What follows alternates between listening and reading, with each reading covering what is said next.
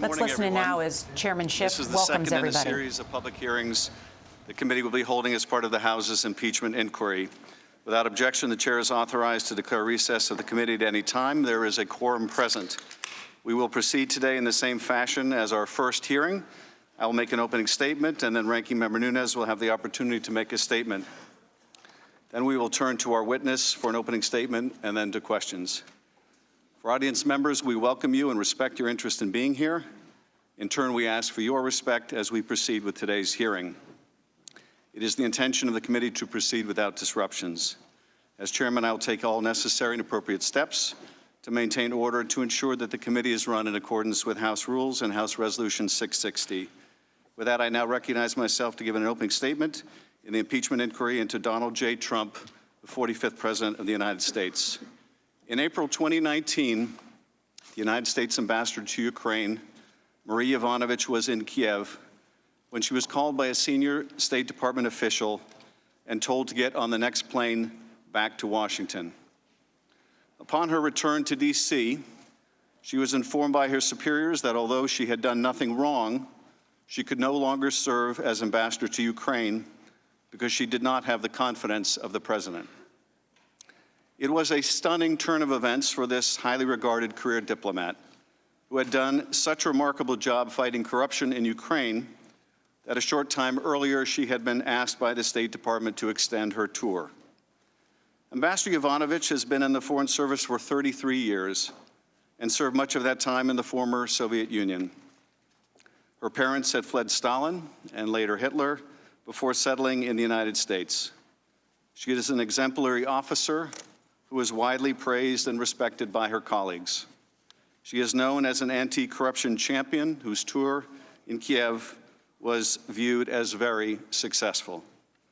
Ambassador Michael McKinley, who had served with her in the Foreign Service for several decades, stated that from the earliest days of her career in the Foreign Service, she was excellent, serious, committed. I certainly remember her being one of those people who seemed to be destined for greater things. Her successor as acting chief of mission in Ukraine, Ambassador Bill Taylor, described her as very frank. She was very direct. She made points very clearly, and she was indeed tough on corruption. And she named names. And that sometimes is controversial out there, but she's a strong person and made those charges. In her time in Kiev, Ambassador Yovanovitch was tough on corruption. Too tough on corruption for some, and her principled stance made her enemies. As George Kent told this committee on Wednesday, you can't promote principled anti-corruption action without pissing off corrupt people. And Ambassador Yovanovitch did not just piss off corrupt Ukrainians, like the corrupt former Prosecutor General Yuri Lutsenko, but also certain Americans, like Rudy Giuliani, Donald Trump's personal attorney, and two individuals now indicted who worked with him, Igor Fruman and Lev Parnas.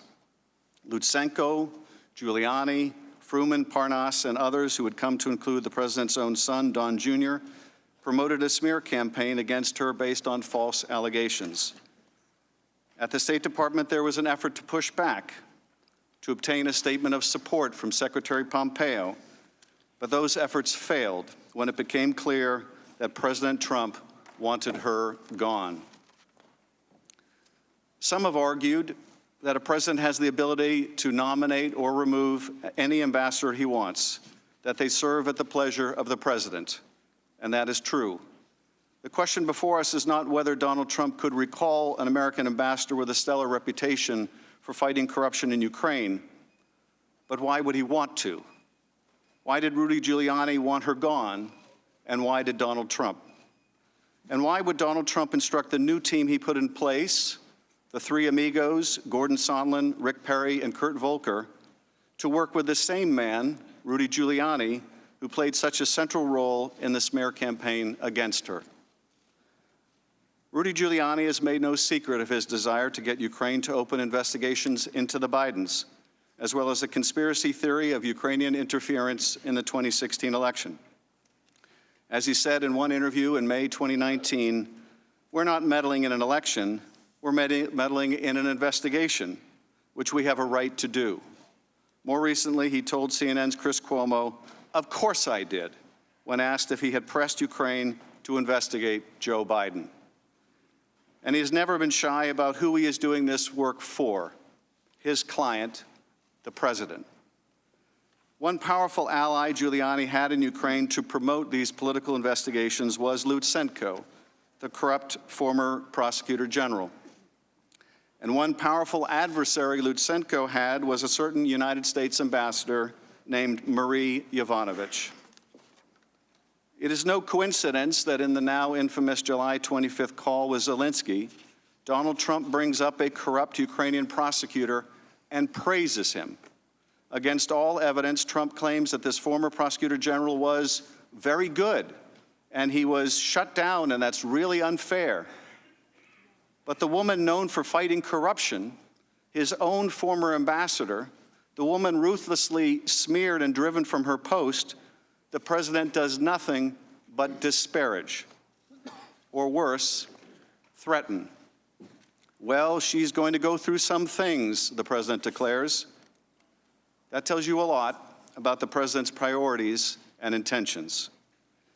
Getting rid of Ambassador Yovanovitch helped set the stage for an irregular channel that could pursue the two investigations that mattered so much to the president: the 2016 conspiracy theory, and most important, an investigation into the 2020 political opponent he apparently feared most, Joe Biden.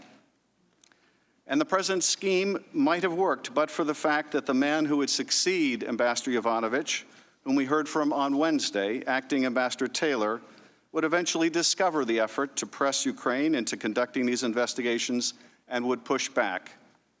But for the fact also that someone blew the whistle. Ambassador Yovanovitch was serving our nation's interest in fighting corruption in Ukraine, but she was considered an obstacle to the furtherance of the president's personal and political agenda. For that, she was smeared and cast aside. The powers of the presidency are immense, but they are not absolute, and they cannot be used for corrupt purpose. The American people expect their president to use the authority they grant him in the service of the nation, not to destroy others to advance his personal or political interests. I now recognize Ranking Member Nunes for his remarks.